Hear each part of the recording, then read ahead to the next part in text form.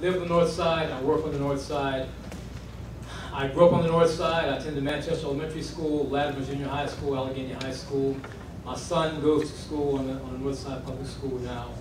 I am as vested in this neighborhood as anyone else in this room, as anyone else in the city who lives on the North Side. And I am bothered by a whole lot of issues.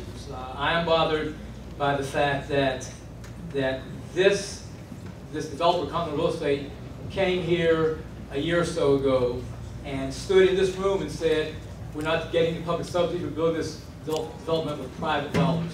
And the next day, after they were approved, the very next day, they said we need $4 million of taxpayer money to build this development. That is just patently unfair and is disingenuous of them to present themselves one way and do something entirely different. And if I'm not mistaken, and I may be wrong about this, and I apologize up front if I am, but I seem to recall being here a year or so ago, and this commission saying, don't break ground until we approve a master plan. Don't break ground on the hotel until we approve a master plan. I think I remember that. And then I just heard them say they broke ground on the hotel already. I would ask the commission to look into that and see if they simply violated, disregarded the commission's instructions, like they did when they absolutely disregarded the state authority's instructions to meet with Pittsburgh United and negotiate a community benefits agreement. That wasn't done either. So I'm concerned, quite frankly, about the integrity of this organization. I know they're proud of what they've done on their website. There's a series of photographs. About 85% of them are pictures of the waterfront. So I'm sure they're excited about what they've done. I'm sure they're excited about what they can do in Pittsburgh. But what they're not doing is they're not taking into account the people who live and work on the North Side. They're not taking into account those of us who raise our families on the North Side. It is absolutely, this would be, to me, this is like if I put a sign next to the neighbor's yard. So I'm tired of this next door. Put a sign that says, for sale by next door neighbor. I'm tired of going to sell their house. How can you have a master plan about a neighborhood and not involve people who live and work in the neighborhood? You can't do that. And you cannot tell me that if you go to 2 or 3 organizations who approve your plan, that that's community input, because it isn't.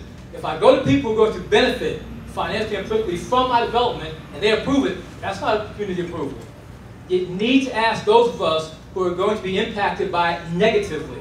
Those of us who live on the North Side, who invest in the North Side, who raise our families and work here, how will it affect us? And I'm not going to reiterate what you heard. You know what's going to happen.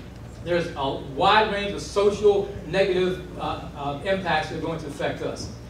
I want to point out that when this kind of development and when this kind of process occurs, that there are 4 things that impact us as a community. Number 1, when the commissions and the state authorities give these developers the right to do what they're doing without involving the community, then you take us out of the public process.